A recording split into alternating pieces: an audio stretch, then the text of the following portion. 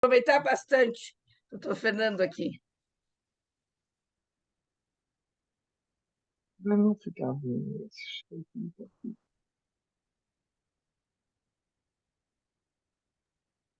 Tudo certo, Vera, quando quiseres. Aqui? Bom, Agora estamos vendo o slide em tela cheia. Tá. O que tu acha? certo. Certo. Estão me ouvindo bem? O senhor prefere que fique assim, doutor Fernando? É melhor, bem melhor.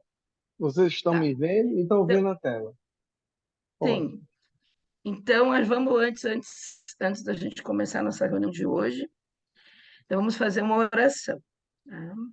Para a gente começar bem harmonizado, nesse evento que eu tenho certeza que será maravilhoso, com a presença do nosso querido amigo, doutor Fernando. Bom, então vamos serenando, meus amigos queridos, amigos dessa família amada que ama Pelotas. Vamos pedir, agradecer em primeiro lugar a presença do querido Fernando Souza, que abriu mão de muitas coisas para poder estar aqui, que ele é uma pessoa muito ocupada e fala desse tema, como ele já estava discorrendo agora no início, ele fala sobre esse tema largamente e muito bem, porque ele tem muita experiência no assunto. Então, vamos agradecer a disponibilidade dele de estar aqui. E para falar principalmente, não só do autismo, principalmente de amor, que ele fala muito bem sobre isso, né? O que isso representa. Então, vamos pedir que Jesus, a espiritualidade amiga, possam intuir, possam abençoar, acompanhar doutor Fernando nessa palestra de hoje, nessa conversa de hoje, conosco sobre um tema tão importante e tão necessário. Muito obrigada, e assim seja. Bom, Seja. doutor Fernando, eu pedi para ele, o doutor Fernando já estava ali, né, comentando com a gente. Se vocês forem verem no YouTube, eu já assisti vários vídeos seus, viu, doutor Fernando? Vários e gosto muito. Então, ele tem larguíssima experiência nessa área de autismo infantil. E eu vou dar uma lida aqui, eu pedi para ele mandar um mini currículo para eu poder apresentá-lo aqui corretamente. Então, é José Fernando Souza. Eu achava que era Fernando, tem o José na frente. Eu achava que era sempre. Fui conhecido por Fernando. José Fernando Souza, então, médico formado pela UFP, Universidade Federal de Pernambuco, pós-graduado em pediatria com ênfase em neuropediatria pela UEP, pós-graduado em saúde mental pelo Centro Universitário Leão Sampaio, Ceará, ex-professor preceptor da residência de pediatria da UF-Ceará, ex-chefe de neurologia infantil e eletroencefalografia do Hospital São Vicente da Barbalha, Ceará, diretor proprietário do Núcleo Integrado de Neurologia Infantil, NINI, certificado internacional pela Federação Latino-Americana de Psiquiatria de la Infância, Adolescência, Família e professores afins, fundador do SEC Nosso Lar, o atual presidente da AMIT Cariri, colaborador junto à FEB do projeto da Mediunidade da Infância e membro do Departamento da Infância da AMI Brasil, coautor dos livros Infância e Adolescência, Cartas a Dr. Bezerra de Menezes e Saúde Integral Auditora AMI Brasil. Eu gostaria de até destacar aqui, estou vendo que eu lhe vi numa apresentação que eu fiquei apaixonada pelo senhor, que foi sobre a questão da mediunidade na infância em Piauí. Eu fiquei encantada, né? A partir de aí eu tenho acompanhado, comprei o livro seu, o Carta do Dr. Bezerra de Menezes, e tenho acompanhado os seus vídeos, as suas falas. Então, mais uma vez, muito obrigada, e o senhor fique bem à vontade, como o senhor quiser discorrer sobre esse tema aí. Obrigado, Vera. Obrigado pelo convite. O livro não é meu, o livro é de Jesus e é da Ana. Então, os direitos autorais foram todos dados à Ana, né? E nós estaremos em Teresina com a Kátia no dia 31 desse mês, 1 e 2, falando exatamente sobre mediunidade. Então, você pode acompanhar. Eu vou mandar o seminário para que você divulgue aí na AMI Pelotas, tá certo? Então, Muito obrigada. a todos que estão na live, né? Vera, João, né? E os demais, a gratidão de nos acolher. Bem, nos permita dividir o autismo sobre dois aspectos. O autismo no que a ciência diz atualmente. Em verdade, eu conheço o autismo desde 1981, né? E quando eu vi uma criança autista em 1981, eu não sabia o que era aquilo, mas eu sabia que a criança não estava bem. Naquele tempo, se denominavam uma série de fatores que não se conhecia, na verdade, que o autismo era tudo o que vai ser aqui descrito. Então, a gente vai ter uma agenda baseada em conceito histórico do autismo. O autismo está completando 80 anos. Não é novo, não é da agora, né? Então, a classificação etiológica atual da APA, que é a Academia Americana de Psiquiatria, de maio de 2013, o seu diagnóstico, né? O tratamento, e aí a gente faz a interface com a doutrina. Na doutrina, a gente consegue explicar bem melhor do que a própria academia. Esse autor indiano que mora nos Estados Unidos, ele diz que o termo autismo vem do grego autos, que significa em si mesmo. E ele diz que a designação é oportuna, pois o principal traço do autismo é a aparente falta de interesse pelas pessoas e ao mundo ao seu redor. Esse é o diagnóstico atual aceito pela APA, que é a American Psychiatric Association, que diz que o autismo é um transtorno global do desenvolvimento, caracterizado por dificuldades de interação social, da comunicação verbal e não verbal, e de padrões motores repetitivos. Esse psicanalista, que mora em São Paulo, tanto ele como a filha, eles são especialistas na psicanálise de bebê autista. É impressionante o trabalho deles. Acreditar que a presença de causas só orgânicas exclui as psíquicas pode impedir a compreensão de que elas podem estar entrelaçadas em verdade. Então, ele considera o autismo como um conjunto. E esse pesquisador inglês da Universidade de Cambridge, ele diz que, desde a infância, a criança é capaz de perceber as emoções alheias e até mesmo de experimentá-las. Autistas, porém, não dispõem desse recurso, o que permite interagir e criar vínculos afetivos.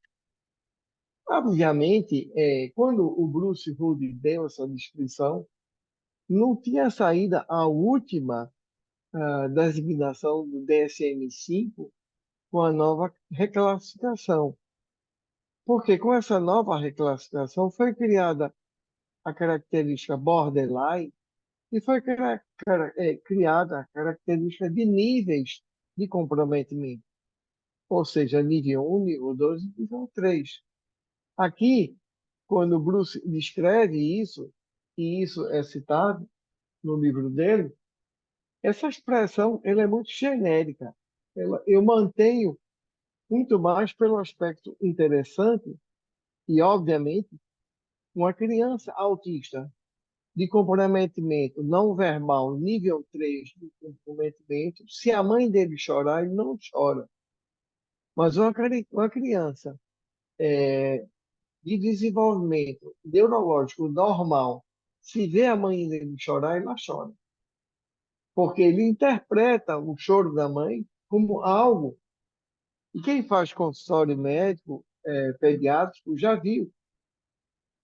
Quando a gente chega a um diagnóstico e vai dizer à mãe, e a mãe começa a chorar, e se a criança realmente não tem comprometimento da saúde mental, ele puxa a roupinha da mãe e diz assim, não, mãe, não chora não. E ele começa a chorar em seguida. E isso a gente não vê com crianças autistas. É, como eu disse, o autismo ele foi inicialmente citado por esse cidadão, mas sobre outra forma, né? Ele descreveu a síndrome de Down, mas a gente sabe que o síndrome de Landau-Down, cujo nome é dele, mas não foi ele que descreveu a nossa patologia do síndrome de Down, isso foi logo depois. Ele descreveu um quadro muito interessante. Ele descreveu um quadro de crianças que ele chamou de idiotas esquizoides, mas que tinham altas habilidades, como que tocar instrumento, principalmente, né? E, basicamente, em termos de operações matemáticas. Mas isso realmente perdeu-se com o decorrer do tempo. Agora, esse psiquiatra médico austríaco, o Eugene Bloyer, ele descreveu de outra forma. Ele já descreveu ah, como se fossem crianças esquizoides, mas ele não descreveu o que hoje se chamaria transtorno do espectro do autismo e muito menos transtorno do espectro esquizoide, que são transtornos totalmente diferentes. Mas ele tem uma discreta contribuição. Esse nosso amigo aqui, Bruno Bettelheim, é pouco conhecido por alguns e muito conhecido por outros, principalmente em mães europeias. É dele a afirmação horrorosa, né, e injusta de que o autismo na primeira infância é consequência do desejo dos pais que o filho não existisse. É dele o termo mãe geladeira.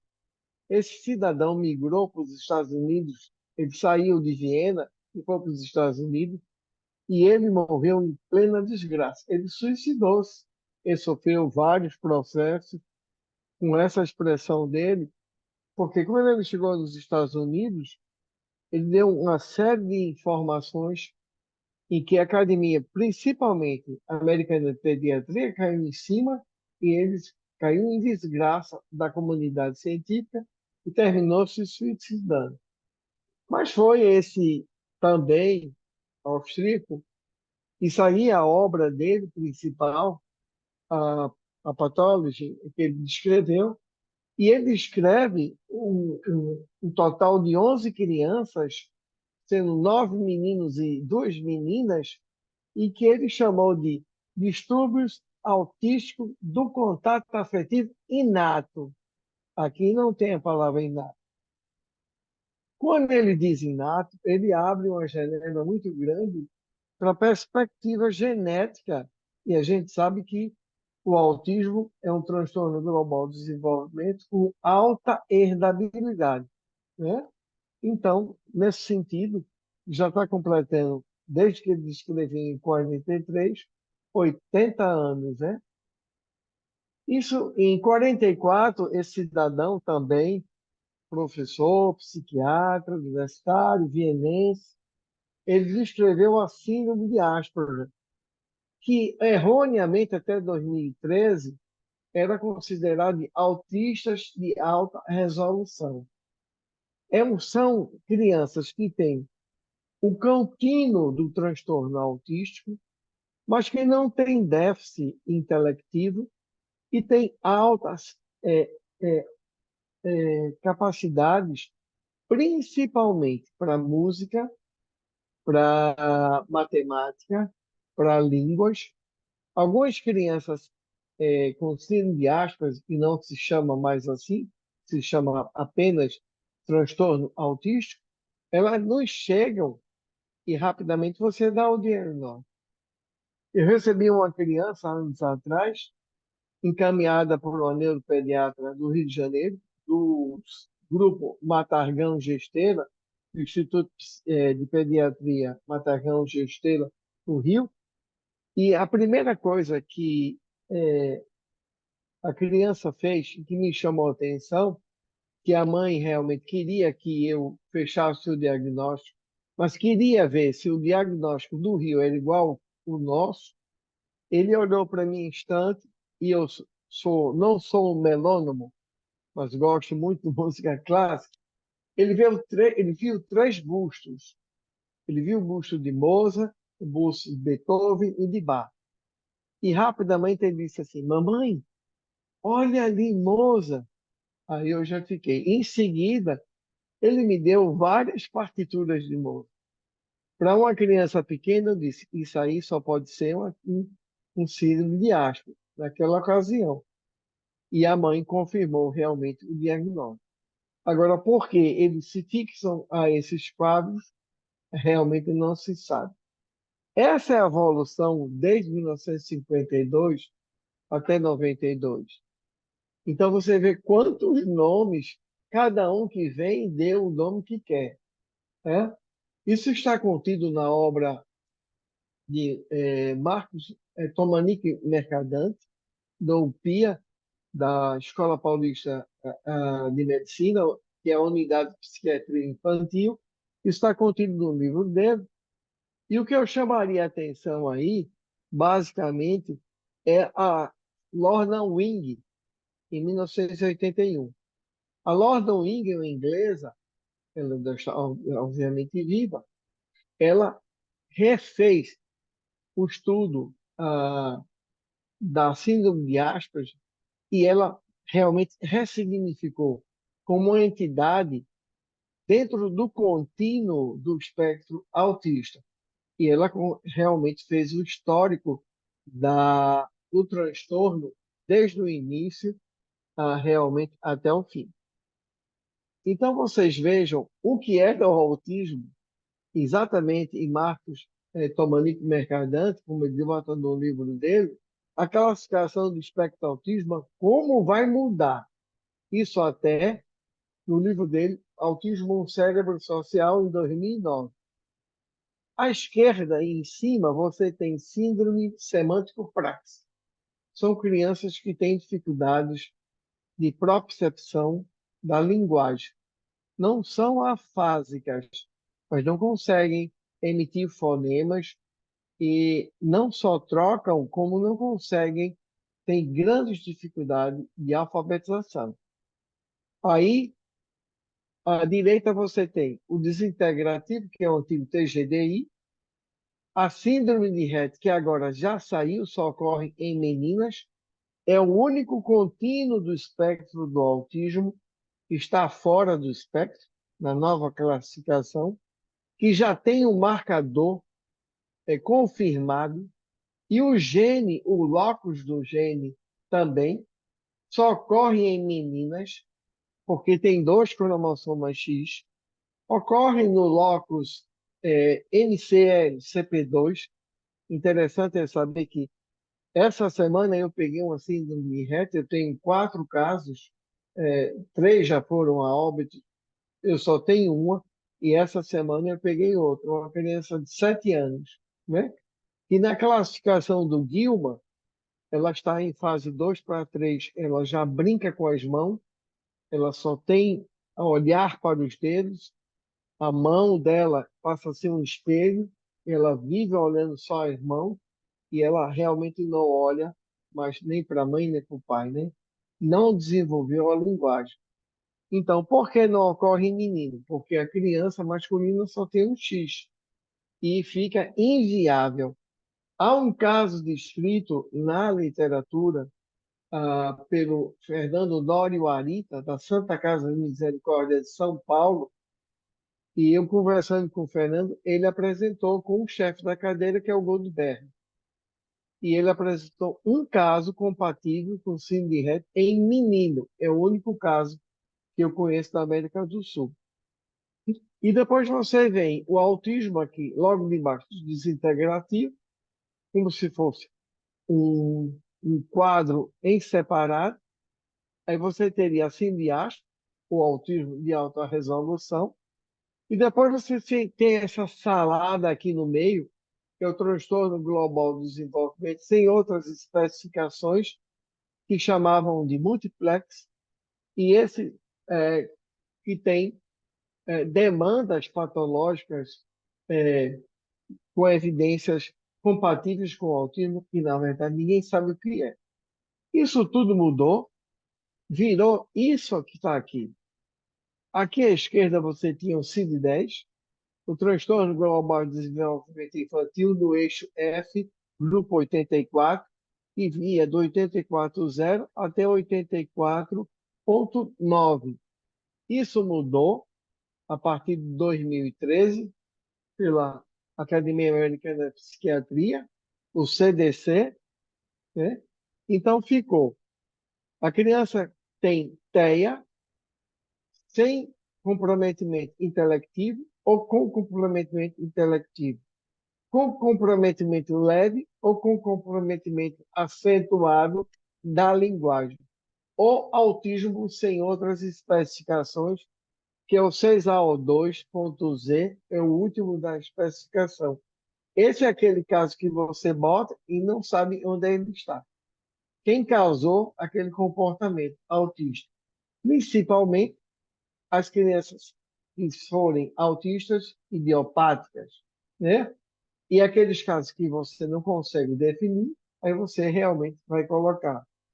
Mas você vê, à minha esquerda, o DSM-4, como ele mudou para o DSM-5 e como o CID-10 mudou para o CID-11, que foi apresentado agora. Realmente ficou mais fácil. A criança autista, ela pode ser deficiente intelectual ou não, deficiente fonológico ou não. E nessa deficiência, ela pode ser leve, moderado, profundo, ou nível 1, nível 2, nível 3. Mas ele pode ter epilepsia ou não. Ele pode ter TDAH ou não. Ele pode ter um TDA, um transtorno de déficit de atenção, ou não. Ele pode ter um transtorno opositor desafiador ou não. O que a criança autista não pode ter no mesmo diagnóstico é dizer autista e esquizofrênico. Não dá. Porque a esquizofrenia é uma psicose. Ela tem um estudo e tem a cronologia da sua evolutividade, é muito bem definida pela própria Academia de Psiquiatria. Então, ficando mais fácil, entramos na etiologia e epidemiologia, né? E você vê como a gente vem descobrindo com mais atenção. Na década de 60 ou 70, a prevalência, que é a repetição de um fato na população geral, era de 1 para 10 mil. Na década de 80, era de 72 para 10 mil. Em 2010, era de 2 mil para 100 mil. E essa pesquisa, que é o Global Burden Disease Study, ele afirmou que no mundo atualmente tem 52 milhões de autistas e eles geram a prevalência de 0,75%. Mas olha a herdabilidade. Essa herdabilidade aí não é em gêmeos monozigóticos univitelinos, quando a herdabilidade é de 90%. A herdabilidade em dizigóticos é de 74%. Então, o CDC recentemente mostrou isso, que as estatísticas do CDC publicadas até 2018 mostram que nos Estados Unidos é uma criança para cada 44, né? Que o TEA é 4 vezes mais recorrente em meninos que menina, mas o TEA não limita nenhuma etnia, raça, credo, sexo, nem coisa nenhuma. É igual a todos, né? A neurobiologia do autismo é uma das áreas que realmente mais me estimula, né? A tentar se descobrir o fato, né? O que se sabe atualmente é que há um desbalanço excitatório inibitório do sistema nervoso central. A gente sabe que uma criança nasce com uma circuitaria neuronal. Toda criança nasce com uma circuitaria acima da sua capacidade de circuitos, ou seja, tem neurônios demais. Isso vai ensejar a um fenômeno que ocorre do próprio sistema nervoso, que chama-se poda neural. Essa poda neural deve ocorrer até 2 anos de idade. Quando essa poda neural ela não faz, os circuitos reverberantes, eles criam hubs de circuitos que, na verdade, a criança, ao nascer, há de se convir que a criança é um ser palidal. Ela tem, basicamente, estruturas, como estruturas límbicas, que são aquelas estruturas que mantêm a vida de um ser humano. O que é que um bebê precisa? Estar alimentado, aquecido, né, sequinho e no ambiente bom. Se ele tiver com fome, com sede, sujo de fezes ou urina, ele vai gritar, vai chorar. A criança autista já chama atenção, né? Que é uma criança em si que a mãe vai ao berço, uma criança de 6 meses, 8 meses, é uma criança parada. Ela não reivindica. Isso já chama atenção. Outro fato é que a Academia Americana de Psiquiatria, no livro atual da Academia Brasileira de Psiquiatria, que ele chamou o State of the Art da Psiquiatria Brasileira, com mais de 60, eu contei mais ou menos 120 colaboradores desse livro. É um livro excelente.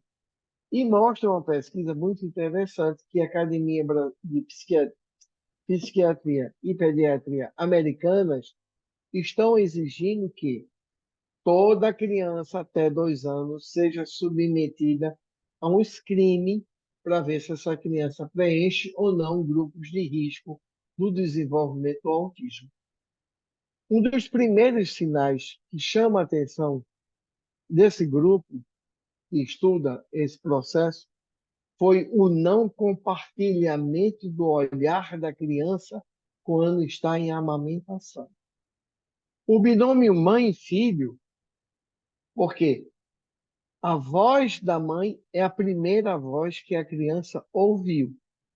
A partir de 3 meses e meio, o órgão de corte, que representa a estrutura do ouvido médio, está formado.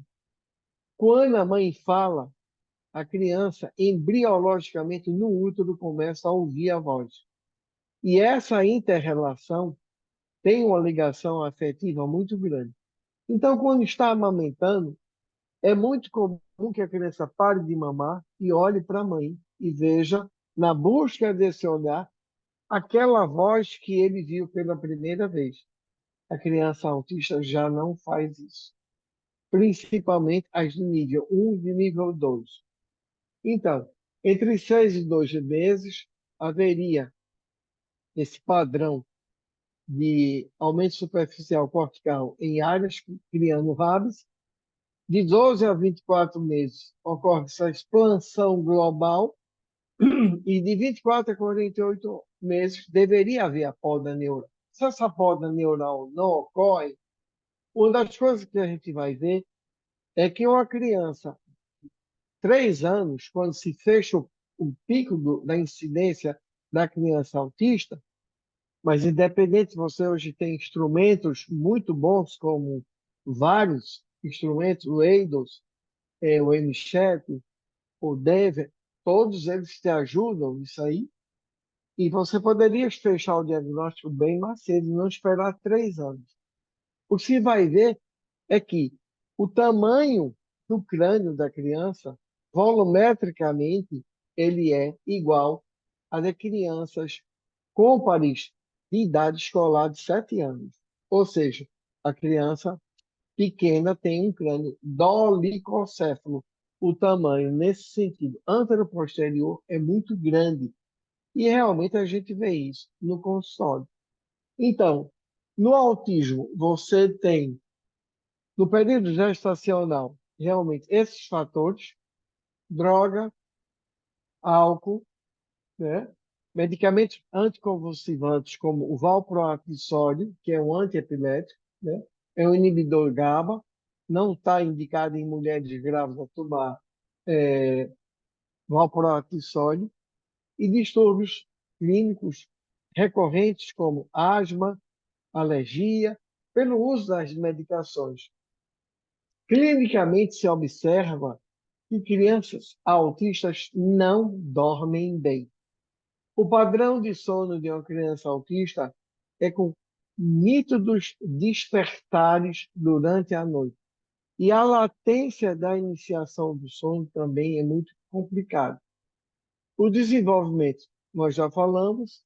Na família, a importância de ter gêmeo ou irmão autista, parentes com transtornos globais de desenvolvimento, transtornos da saúde mental como toque, doença autoimune, tireoide, doenças do colágeno como doença reumática, diabetes tipo 1, idade paterna e materna acentuados, homens acima de 40 anos e mulheres acima de 35. Então, a história normalmente da criança autista evolui assim.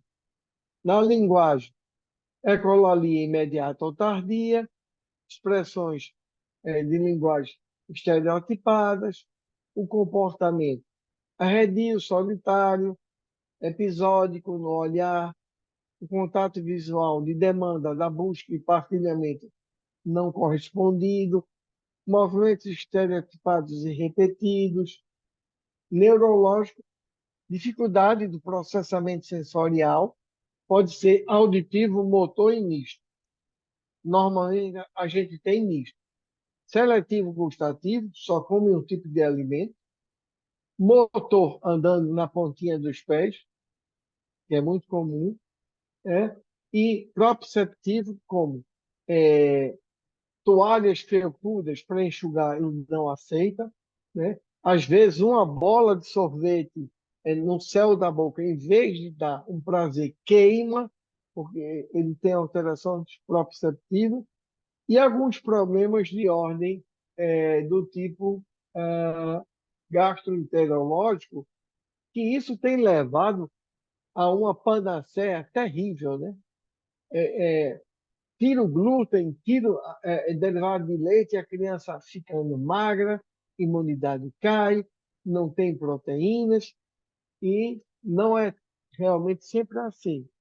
Esse autor, o Paul Carney, ele mostra os achados mais comuns, né, que você pode encontrar.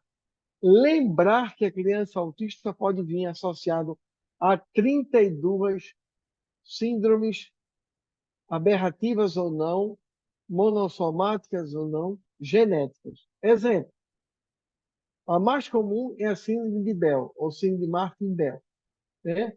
Que leva a déficit intelectual. Mas você tem Cornélia de Lange, você tem síndrome de Down, você tem síndrome de Carpenter, você tem a neuroectodermatose, como a esclerose tuberosa, né? E aí você tem que ver que a criança autista, ela em si, idiopaticamente, a criança autista, essa é mais fácil de chegar. Mas quando a criança autista tem associado um quadro sindrômico genético, fica mais difícil. Por quê? Porque os exames não são fáceis. A pesquisa de um MSP2 custa R$ 400 aqui na região, né? Mas você não vai pedir um exoma de uma criança que custa R$ 20.000, né? Então, assim de Martibel, a pesquisa custa de 500 a R$ 1.000. Então, não é fácil você chegar a esse diagnóstico. Esse algoritmo do Gardner, ele é da Universidade de Los Angeles, que ele bota essa classificação e vamos à frente. Esses são os instrumentos traduzidos que temos no Brasil para atender criança autista, né? Você tem o EATO, que foi Francisco Bezerra da Assunção, da USP, e traduziu com... Aí você tem o ICA e o QVA, o ICA de Martelete e o de Sá. Obviamente tem uma multidão de outros.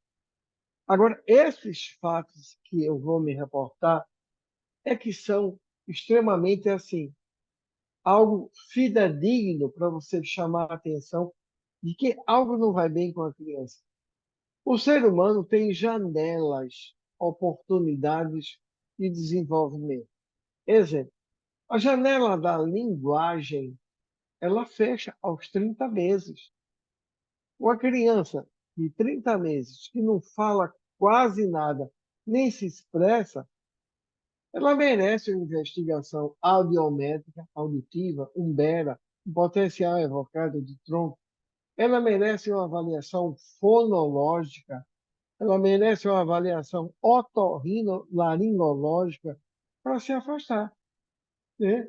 Porque você pode estar diante de outros achados que você leve ao raciocínio de que se trata uma criança autista de nível 3 e que não vai desenvolver a linguagem.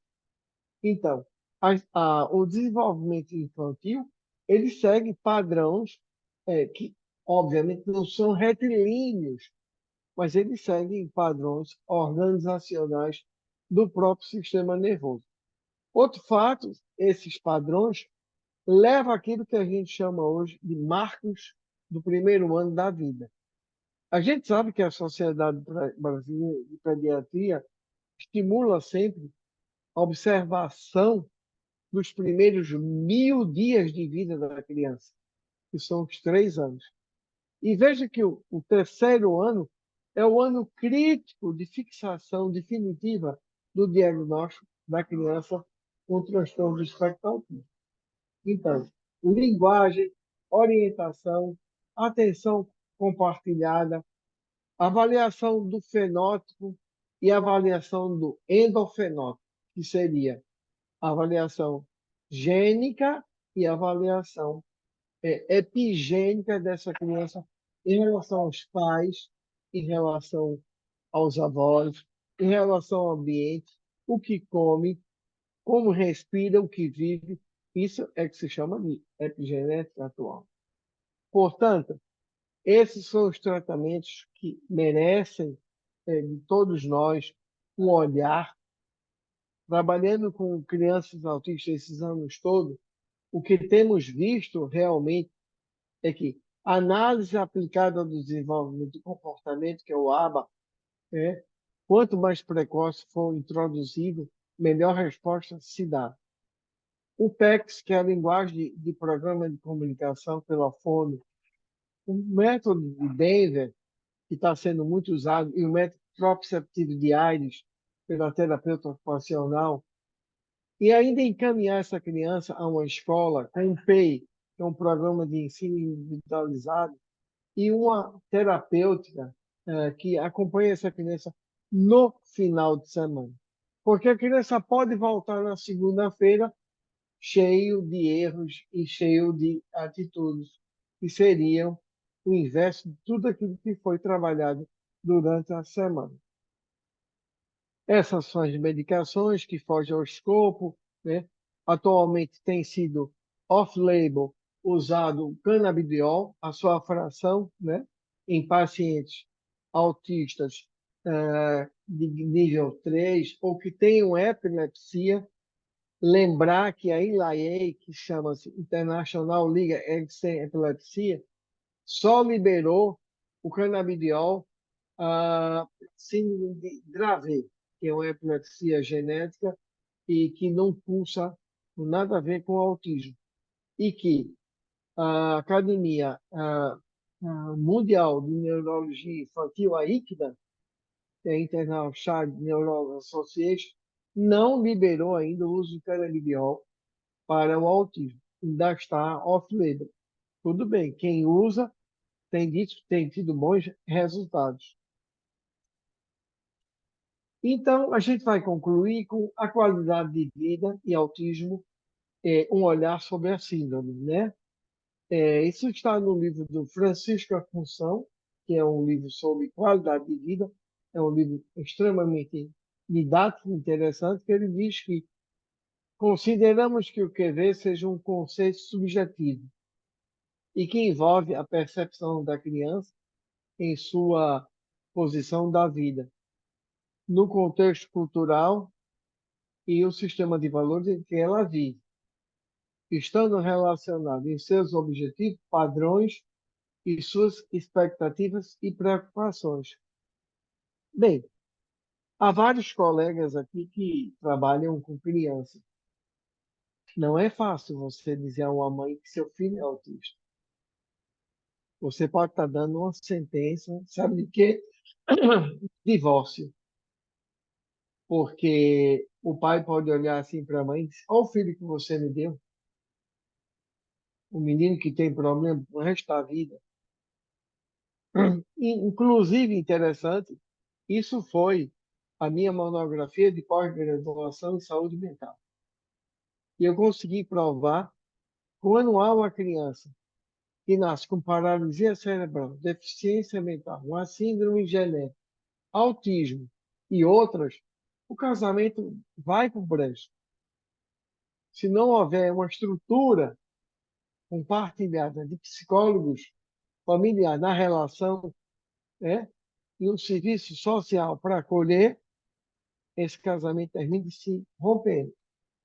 Então, para além do autismo, existe a criança, né, que é produto de suas interações e interpretações, vivenciada ao longo de suas experiências. E ele continua. Embora tenha ocorrido avanços, e existe interesse na importância dos procedimentos de QV na infância e na adolescência, o que se observa é que essas avaliações ainda recebem atenção pouco satisfatória. São muito poucos os estudos a respeito de QV e raríssimos em QV autista.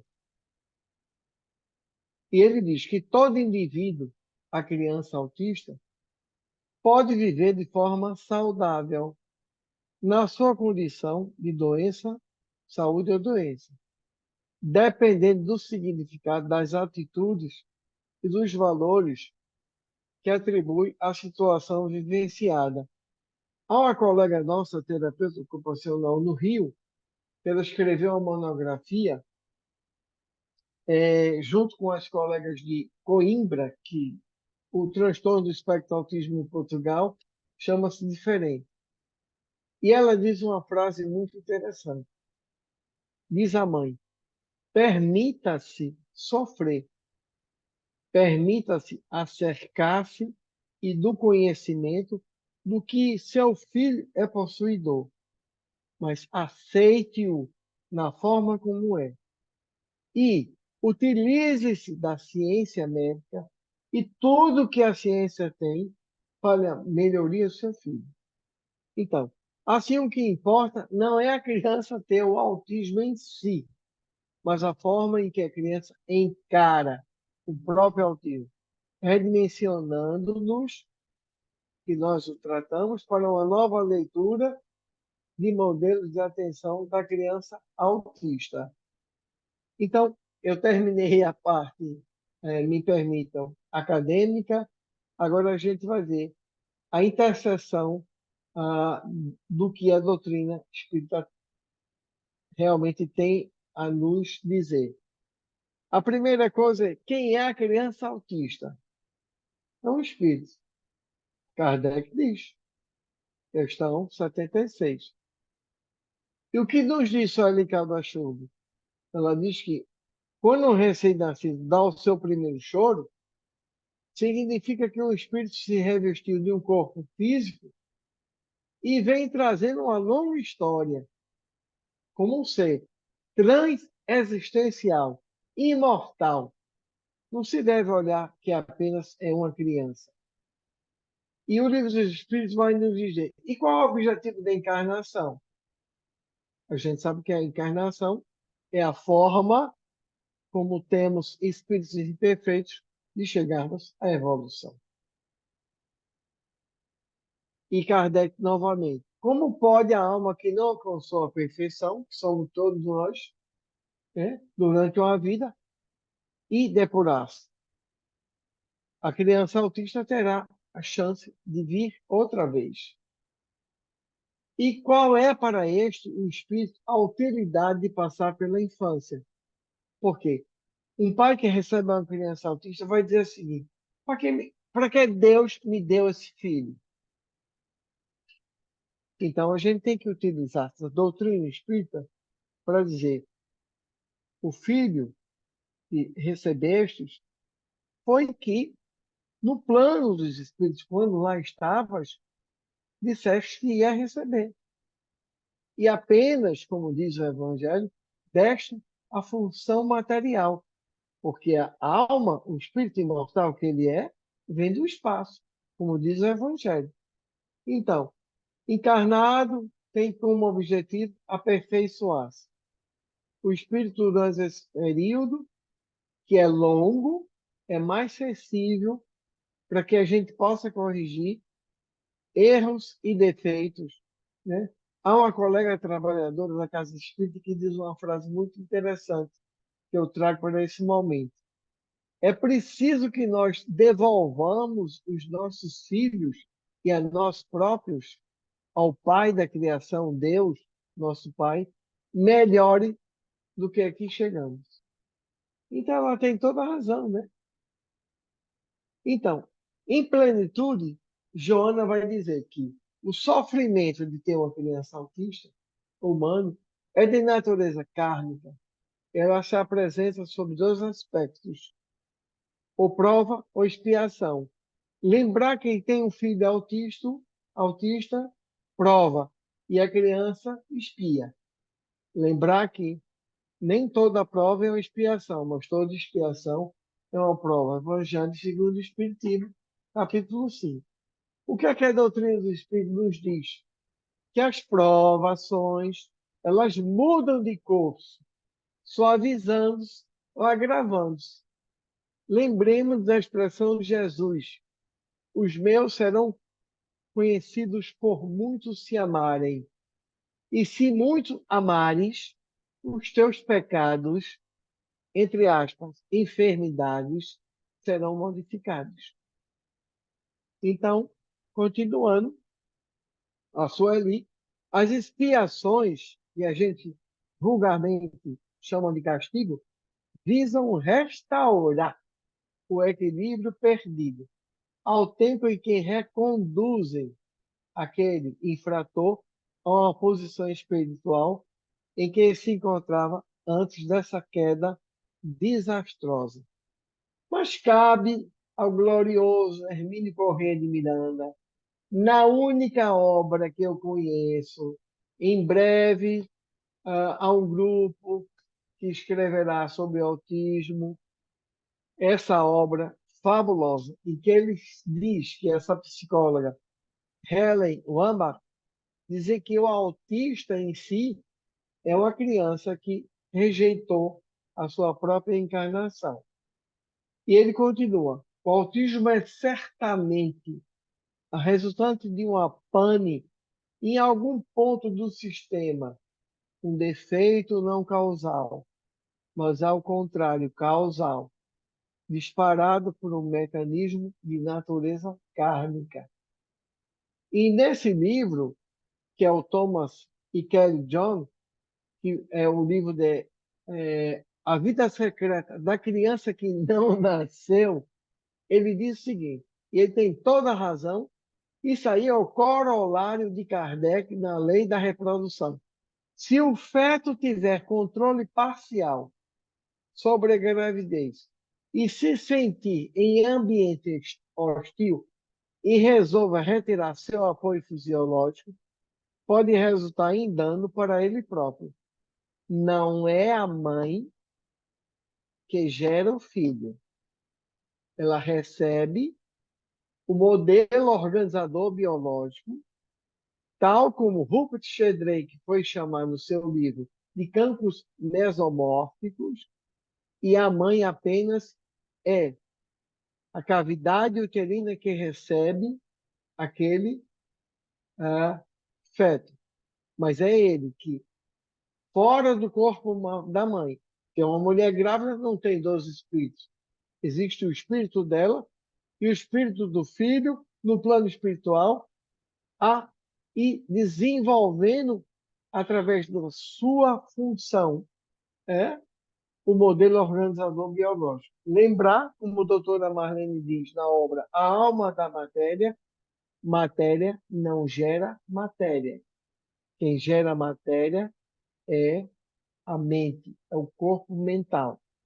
E quem gera o corpo mental é o corpo mental que transmite ao corpo perispiritual, que é constituído de corpo astral, duplo etéreo, corpo vital e corpo causal, a formação do corpo embriológico. Portanto, não é a mãe em si que gera, ela conduz realmente a criança. E a Sueli Caldor Schubert, já concluindo, ainda nos alerta de que pode haver uma criança autista sob um fenômeno obsessivo graço, grave, chamada subjugação. Não é? E a gente relembra o nosso querido Chico, A Sombra do Abacateiro, quando em 87 veio essa edição, Chico em 81, em um bate-papozinho com o Valdo Vieira, o Valdo, médico, trazia para ele uma criança e disse: Chico, eu quero que você veja essa criança. Eu acho que essa criança está muito séria. Chico examinou o menino e disse assim: Valdo, vamos ter muito cuidado com essa criança. Vamos levar o nome dela para a desobsessão privada, água fluida e evangelho ao lar aos pais. Essa criança tem autismo e ela já foi um suicida do passado. E ela tem tendência a suicidar. Então é importante relembrar o caso Júlio, né, no livro Entre a Terra e o Céu, da coleção André Luiz. Então, essa é a proposta que a doutrina dos espíritos tem para a criança autista e os seus familiares. Atendimento espiritual permanente à família e à criança, disponibilizando o evangelho ao lar, aos pais assistir palestras, aos pais água fluídica e passe, e à criança água fluídica e passe. E não afastar a criança dos procedimentos técnicos e médicos que estejam sendo feitos. Então, uma das coisas que eu mais falo aí é o seguinte: a nenhum diretor de casa espírita se atreva a dizer: não, tire os remédios que a gente aqui vai tratar seu filho. A medicina espírita, como dizia a doutora Marlene, é alternativa. A medicina científica ainda continua sendo um parâmetro a ser seguido. E a gente vai relembrar Ivone do Amaral Pereira, que diz o seguinte: eu tenho um autismo. Aí eu abro um parêntese para vocês para dizer o seguinte: atualmente, eu tenho dois casos interessantes. Eu tenho trigêmeas univitelinas autistas. Elas estão com 9 anos. E eu tenho gêmeas univitelinas autistas. Essa mãe trigêmea, quando me chegou, a primeira expressão que ela disse foi o seguinte: eu estou sendo castigada. Não é isso, doutor? Porque ninguém pode receber 3 filhos autistas. As meninas, quando me chegaram, elas eram nível 3. Elas não vestiam roupas. A casa era fechada, elas permaneciam de calcinha por dentro de casa. Por questões éticas, eu não vou mostrar o retrato, eu tenho retrato delas. Não botei no trabalho. Quando elas me voltaram, depois de instituído o tratamento, principalmente o ABA e o Denver, elas voltaram já vestidinhas. E depois elas voltaram, que eu mando voltar a cada 6 meses, elas voltaram todas de vestido, com um lacinho na cabeça, e bateram o retrato, botando a mão atrás dos meus ombros. Quando na primeira consulta, nem a porta do consultório podia fechar. Então, nos códigos divinos, não existe imperfeição, não existe privilégio, não existe castigo, não existe perseguição ou vingança. Embora assim se pense a maioria das criaturas e atribui o fato a Deus. Portanto, Recordações da Mediunidade diz: Se houve remorso, houve crime, houve delinquência. Se houve crime, a consequência desarmoniza quem? O campo mental, que consigo mesmo desarmonizará o ser na sua formação. Portanto, uma mente enferma reflete sua normalidade sobre o perispírito, que é dirigido por ela, e este sobre o corpo carnal, que é escravo de ambos. Portanto, isso é um poema de uma mãe de criança autista, que apenas diz: ame-me como se visse em mim a imagem e semelhança de ti, no espelho das águas. Não se importe com a minha falta de compreensão. Treine para entender o mundo, mas, acima de tudo, ame-me. Os nossos filhos são bênçãos que nos chegam. Alguns são gemas brutas para lapidação. Façamos a nossa parte e prossigamos tranquilos na direção de Deus, o excesso Pai de todos nós.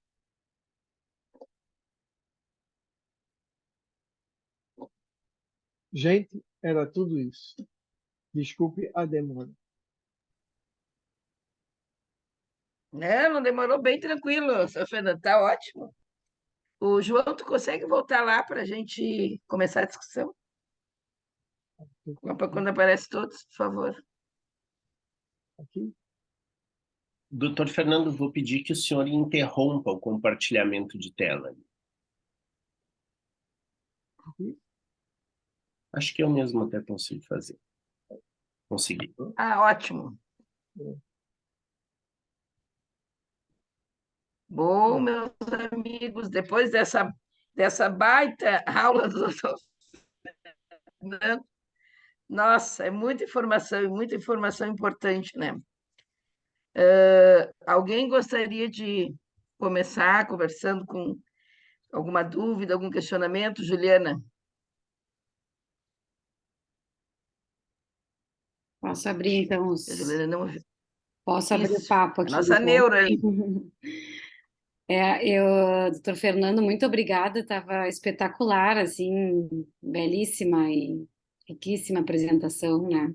Eu já tinha visto também algumas palestras suas e realmente, assim, para a gente que trabalha, todo dia a gente vê, né, pacientes com autismo como neuropediatra, e vários pacientes por dia, o que a gente mais vê, eu acho, hoje em dia no consultório, justamente por isso, por ter mais diagnóstico, pelos pediatras terem mais informação, mais ferramentas também para avaliar, e quanto mais cedo, melhor, né, para a gente aproveitar essa plasticidade cerebral e conseguir que todos esses tratamentos que o senhor colocou tenham mais sucesso, né, e a gente consiga que essa criança se aproxime o máximo do desenvolvimento, digamos assim, típico, né? E, o senhor deve ter essa impressão, mas a gente aprende muito também com essas crianças, né? E é muito gratificante isso que o senhor disse, assim, a gente receber um carinho, assim, né, de crianças que são ditas como não têm afeto, né, como não, que eles na verdade têm, mas é um afeto que está trancado sem conseguir ser expresso, né? E quando eles conseguem expressar isso, principalmente para a gente, assim, é um presentão, assim, né, que a gente ganha e, e a gente aprende muito também com eles, assim, tanto com o jeito deles e as características comportamentais em função do transtorno, né? E como com as famílias também, essa questão do amor e do amor materno é uma coisa muito forte, né? Que é muito comum também, eu concordo com o senhor, de ver muitos pais abandonando ou negando o diagnóstico e aí botando a perder todo o tratamento, porque quando vai para o pai não faz a medicação, não faz as terapias, ou o pai não paga porque acha que é besteira, né? E as mães segurando, assim, que nem eu digo, segurando a peteca sozinhas, assim, e aí a gente vê, assim, como é forte essa ligação maternal, né?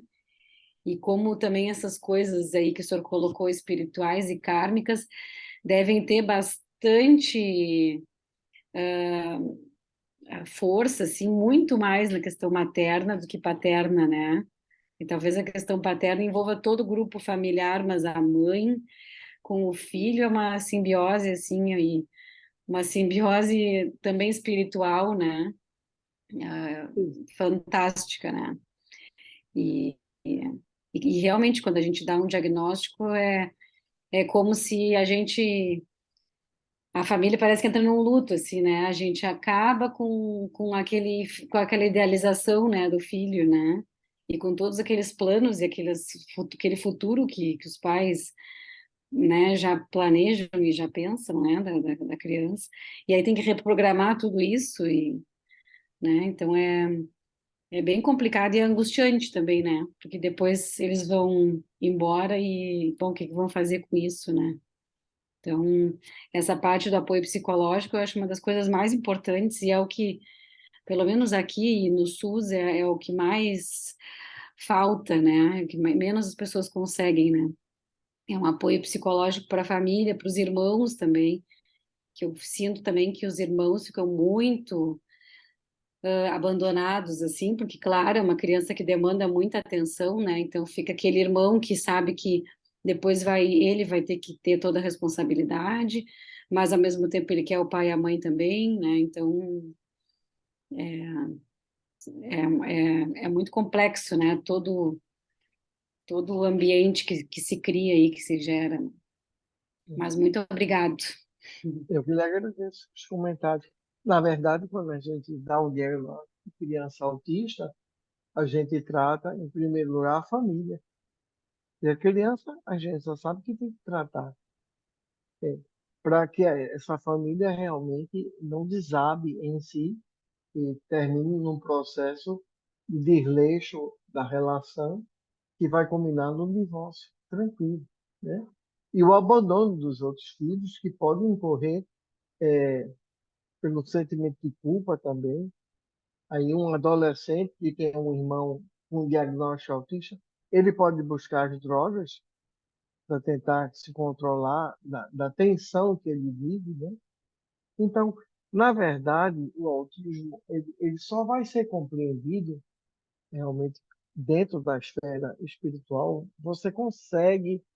Existe um outro trabalho nosso que a gente já apresentou, inclusive no Périplo Europeu.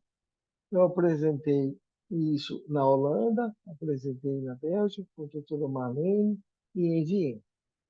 Eu provo pela lei, as leis morais de que o autismo está contido nas leis morais daquele que errou.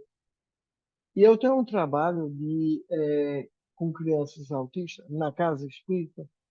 Eu separei 10 crianças autistas, peguei os nomes e levei para desobsessão privada. E, casualmente, eu não fiz a evocação, né? No caso, esclarecedor, porque eu sou médium de psicofonia. Então, durante as reuniões, as crianças em si vinham espontaneamente desdobradas em sono. Mas eu tenho um caso de uma criança que se intitula Marcelo. Nós tínhamos terminado a reunião desobsessiva e subitamente um médium incorporou, que era uma criança de nome Marcelo. Eu tenho um relato dele, a data, tudinho. Ele tinha 12 anos na ocasião, ele dizia, estou dormindo desdobrado e aqui vim. Eu só vim para dizer que eu queria que minha mãe não sofresse tanto com meu pai, que me aceitasse como eu sou. Eu não posso sair da bolha que eu construí, porque eu feri muito os outros. E quando eu saio da bolha, lembrar que isso é um monoideísmo criado pelo espírito devedor para se autodefender. Ele, dentro dessa bolha, ele não ouve a mãe, ele não vê a mãe, ele não entende ninguém. Então, ele prova essa teoria de que ele foi um grande madeireiro. Ele destruiu várias florestas. Se a gente lembrar bem, uma floresta, ela representa algo substancial entre o plano espiritual e o plano material. Floresta não foi feita para se derrubar e fazer móvel. Floresta é uma troca de energia muito grande.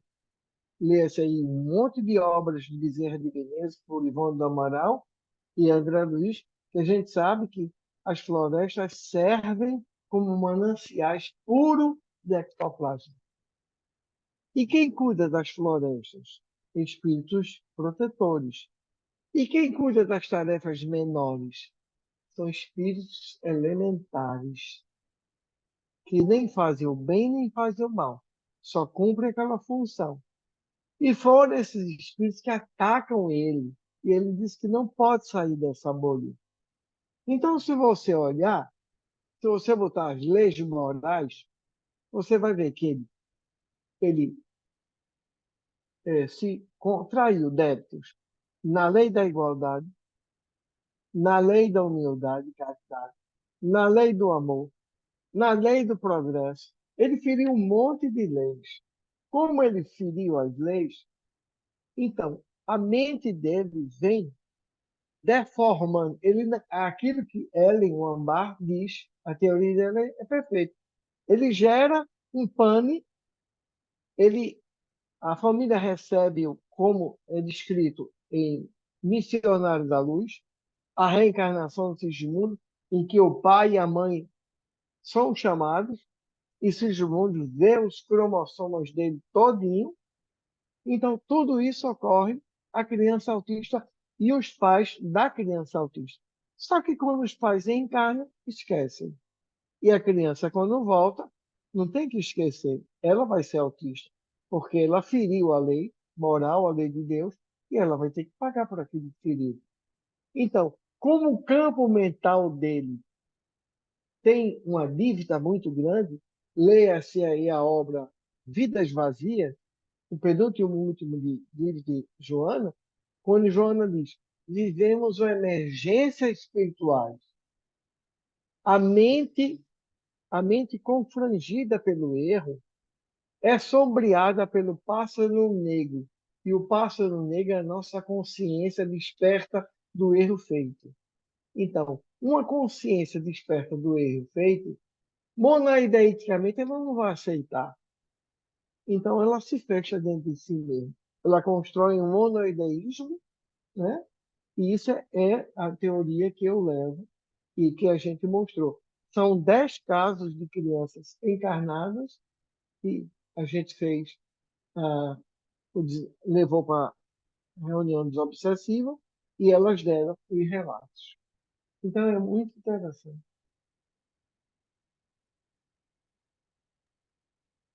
Alguém mais gostaria de fazer um comentário aqui?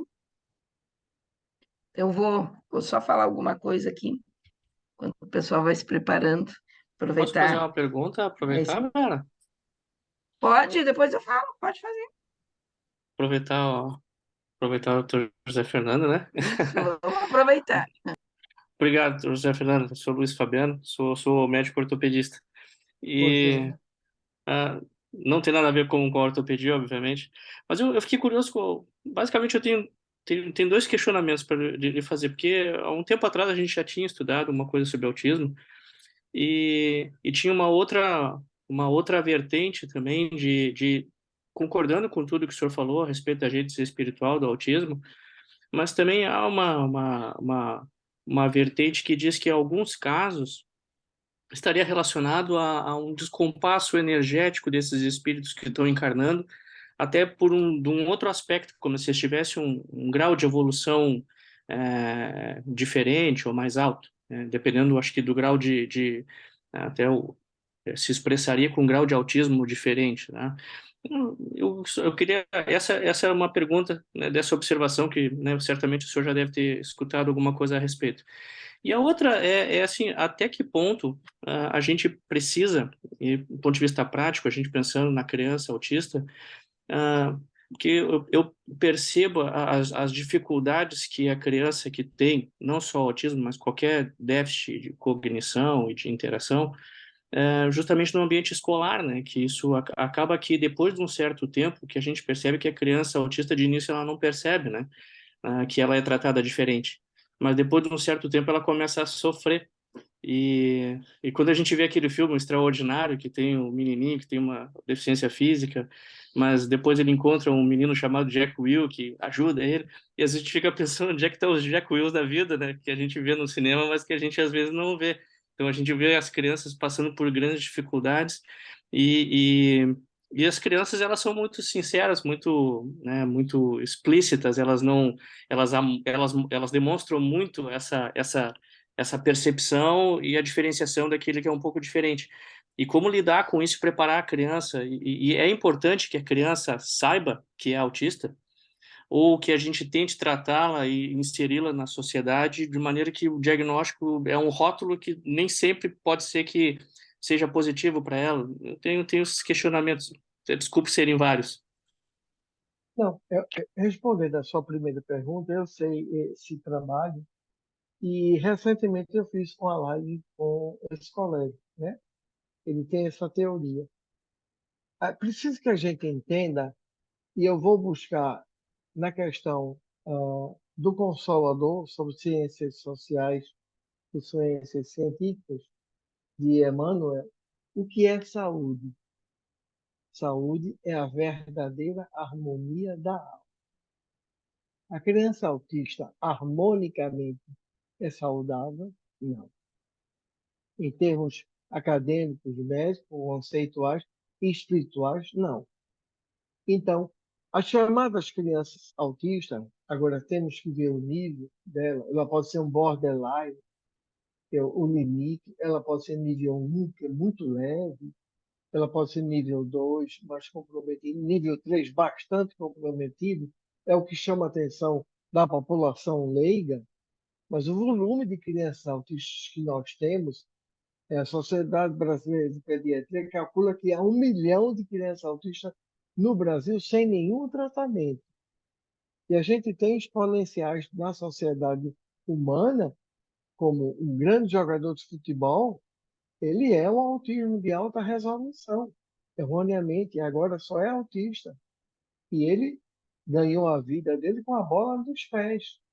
Mas a gente olhando, a gente vê o comportamento dele. Então, é preciso entender, quando a gente abstrai para a doutrina dos espíritos, de que uma alma harmonicamente perfeita não é doença. Então, não pode ser acúmulo energético. Isso daria, isso daria a mesma incongruência que eu disse a ele na ocasião, da criança índigo, da criança cristal, da criança seja o que for. Não existe criança superior à outra, porque Deus não cria seres assim. Agora, o nível de intelecto entre um e outro pode variar. E é aí que você tem os portadores de grandes capacidades, né? E os portadores de infracapacidade. Essa seria a nossa conceituação. Que o autismo, para alguns, não seria energeticamente uma capacidade de que ele não consegue se desfazer energeticamente daquele ganho que ele teve. Na verdade, a gente olhando bem, e se a gente trouxer bem para a física quântica atual, de Amit Goswami, Rupert Sheldrake, Mário Borregar, a gente vai ver realmente que o autismo é exatamente uma desconexão energética em que realmente o corpo físico daquele que o possui demonstra a pane que gerou na formação desse corpo, dessa estrutura mesomórfica, ou como queira chamar, o corpo físico. Né? Agora, sobre a sua outra questão, eu diria o seguinte: é importantíssimo, quando se fecha o diagnóstico de uma criança autista, incluí-la dentro da lei. A criança autista, o TDAH, a criança com TOC, a criança com TOD, que a gente chama, ela está dentro de uma lei. E a lei chama-se a Lei Berenice Piana.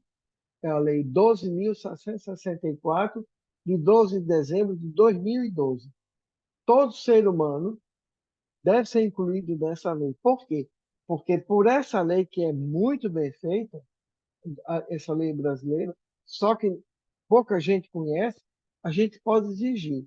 A primeira coisa que a gente vai exigir é que a escola se adapte a ele. Não é ele que vai se adaptar à escola. Ele precisa de um AT, acompanhante terapêutico, e ele precisa de um APSLA, acompanhante pedagógico de sala de aula. E ele precisa de um PEI, que é um programa de ensino individualizado. Com isso, ele não sofre. E, ao contrário, quando você diz assim, não precisa que ele saiba que é autista, ele vai saber que ele é diferente, né? Existe um poeta autista americano que ele fez um poema bem simples. Eu sou péssimo de gravar poemas, essa poesia, essas coisas, mas ele diz o seguinte: toda noite, quando eu vou dormir, eu olho as estrelas. Eu penso que eu vim das estrelas, porque eu sou tão diferente. Me leva para as estrelas para ver se eu vim de lá. Olha aí, ele sabe que é, entendeu? E a grande revolucionária da indústria alimentícia de carne americana é uma autista. Ela está com 80 e poucos anos. Ela formou-se em zootecnia, ela é autista, ela é riquíssima. Ela transformou toda a forma de abater o gado americano. A gente sabe que o americano come carne demais. Hoje ela é riquíssima. E ela tem é, Temple Jardim. Ela tem um instituto de pesquisa, derrama milhões de dólares. Ela é muito rica e ela ajuda a criança. E ela tem um instituto de pesquisa sobre o autismo, né? Eu diria a você uma expressão de Joana, em Vidas Plenas, foi o último livro, de lá parece que está escrevendo outro, né? Ela diz a expressão: a criança autista é apenas uma forma diferente de ser normal. A gente tem que ver a criança autista um ser diferente, normal. Se a gente alcunhar a criança como portadora de um transtorno que deforme ele, a gente vai deformar não só ele, a sociedade, a família. Vamos gerar bullying, vamos gerar isolacionismo familiar, vamos acabar com a família, né? Precisamos ver a criança autista como aquele diferente do normal, né? Nós que podemos acolher, abraçar. Agora, como essa colega do Rio, exigir tudo que a lei tem para a criança autista. Isso eu faço. Hoje em dia, minhas duas secretárias é só bater no laudo. Não vai aqui nenhum ideia de juízo ou vaidosismo. Mas atualmente eu tenho 350 crianças autistas em tratamento. Então é um absurdo. E eu tenho um grupo multidisciplinar. Na clínica a gente tem, no térreo eu atendo. No primeiro andar fica a fono, a TO, a psicóloga, a neuropsicóloga, a psicopedagoga, e aí vai o pessoal todo. A gente tinha até uma colega que fazia musicoterapia. Nós temos uma criança, hoje é um rapaz, hoje é um homem, que mora na Paraíba e tem o nome de um musicista, que a mãe dele botou o nome do musicista, e ele é a reencarnação desse musicista. Não está ouvindo? Ele é uma criança que tem paralisia cerebral e tem um comportamento pseudo-autista. Ele veio com a mãe e viu um piano lá em João Pessoa. Aí ficou pedindo para comprar um piano. Aí a mãe vai e comprou o piano. Ele levantou e simplesmente tocou, sem partitura. A partir daí ele toca.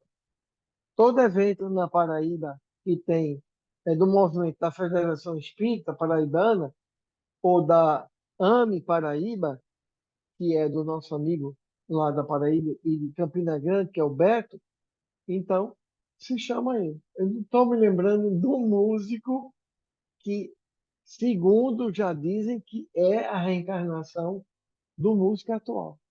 E esse músico errou muito, olha aí, errou muito no passado, né? E realmente ele toca. Ele não usa partitura nenhuma. Fantástico, doutor José. Eu vi que a Júlia está com a mãozinha ali aguardando bem, paciente. Pode falar, Júlia. Ah, eu sou clínica geral, fiz medicina de família e comunidade, trabalho em Rio Grande. Ah, o meu irmão e a minha cunhada são pediatras e eles estiveram recentemente em Fernando de Noronha e ouviram das pessoas e até algumas autoridades lá que 35% das crianças seriam autistas. O senhor já ouviu alguma coisa a esse respeito? Não. Eu poderia dizer à senhora, Júlia, o seguinte: não, estamos num período de purgo, estamos saindo da fase última e derradeira de um mundo de expiação para um mundo de regeneração. Como diz Manuel Filomeno de Miranda na última obra de Vivaldi, né? Mundo de regeneração. O autismo ele está sendo muito banalizado no termo diagnóstico. Se dá diagnóstico, tem professoras que mandam o menino procurar e a mãe procurar um consultório médico, porque o menino simplesmente teve um momento de furor dentro da sala, chutou e derrubou cadeiras, e a professora disse: Isso aí é muito comum em autista. Leve ele, procure um neuropediatra. Aqui na região nós temos 5 neuropediatras. Ninguém tem espaço para atender. Está colocando agenda para. Tem colega ali que só está botando para novembro, de cheio que está. Então, isso não tem nenhuma base científica, né? Apesar de que estamos vivenciando esses últimos momentos, né? É, é preciso, sim, saber, né?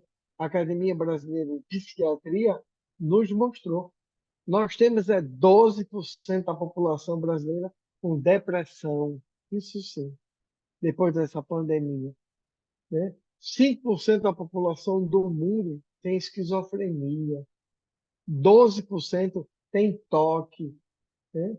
Mas, em termos de autismo, o CDC, que eu acabei de mostrar, que é o Centro de Controle de Doenças de Texas, nos Estados Unidos, não, ele é um órgão sério, né? Além da APA, Academia Americana de Psiquiatria, não mostra isso, não.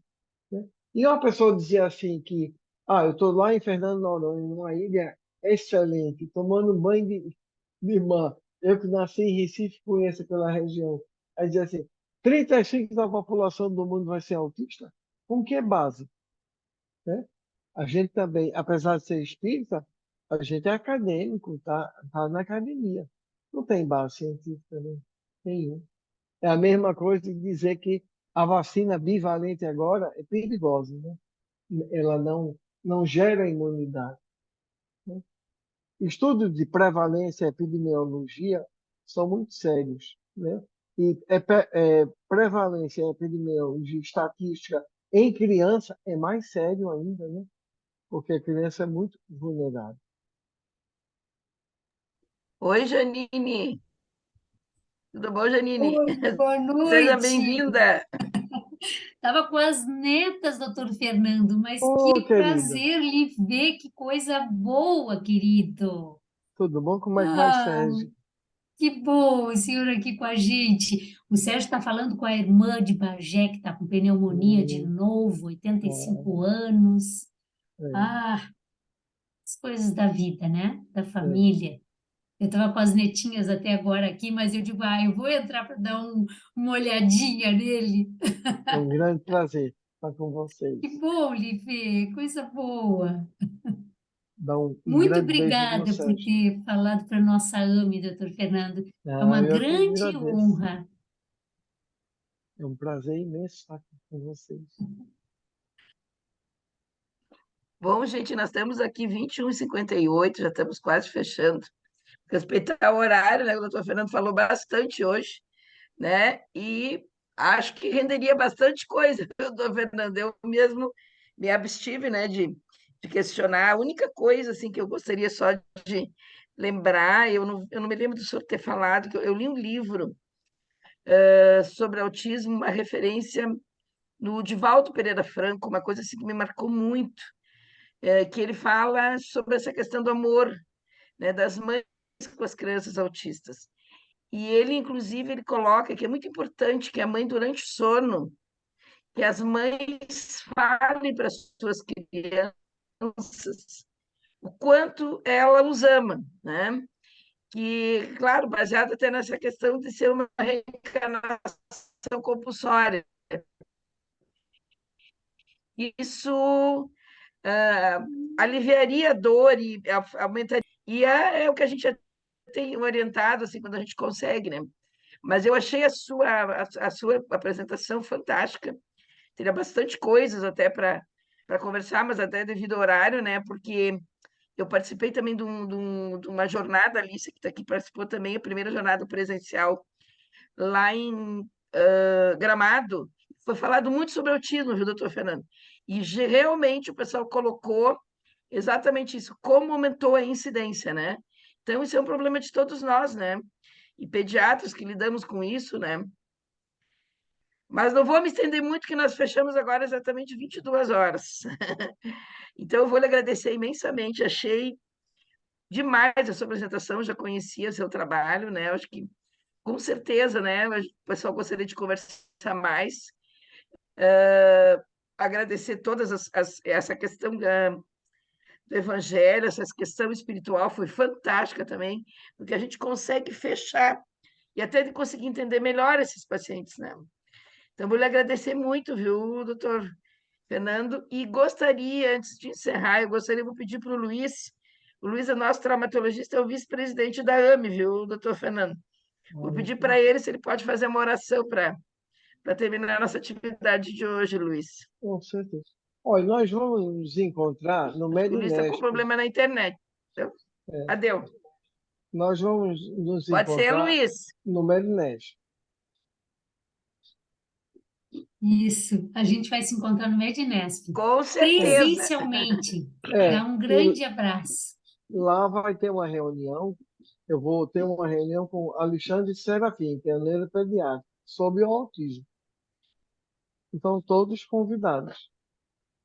Estaremos lá com certeza, doutor Fernando. Vai bastante gente daqui, viu? E Dessa Perfeito. turma aqui, eu é certo que eu vou, vai o Fernando, acho que o Luiz Fabiano também, a Isabela, a Sidéria, a Janine, o Sérgio. Vai uma turma bem grande, nós vamos lá lhe prestigiar. será um prazer. Doutor Fernando, estou encantada com a sua aula, foi maravilhosa. Eu Eu que faço agradeço. infectologia de adulto, mas assim, eu estou super encantada. Parabéns, eu amei, eu estou maravilhada aqui. Muito obrigada. Obrigado. Obrigado a você. Então vamos fazer a nossa oração, vamos cerrar nossos olhos, elevar nosso pensamento a Deus, a Jesus, agradecendo a oportunidade de termos estado reunidos mais essa noite e termos absorvido esses conhecimentos, essas ideias tão preciosas que o Dr. Fernando nos trouxe. Agradecemos por termos seres encarnados que possam tratar e guiar a humanidade em questões tão importantes, tão relevantes, e que podem espalhar esse conhecimento para nós, e que também nós possamos ser multiplicadores dessas ideias, sempre bem baseados sobre a doutrina dos Espíritos, no Evangelho de Jesus. Agradecemos mais uma vez a oportunidade de termos estado com o Dr. Fernando, temos aprendido muito com ele. Pedimos que tu, Jesus, que os bons espíritos continuem iluminando a sua vida, assim como a de cada um de nós aqui, as nossas famílias, aqueles que não puderam estar presentes nessa reunião, que tenhamos todos uma vida e uma semana abençoada. É o que te pedimos em nome de Jesus, que assim seja. Que assim seja. Obrigada, Luiz. Então, Fernando, muito Fantástico. obrigado. Muito obrigado mais uma vez. Depois eu vou lhe Fantástica a sua mandar. apresentação. Um abraço a todos. Depois Foi a uma gente honra. vai lhe mandar a gravação, viu, doutor José? Tá.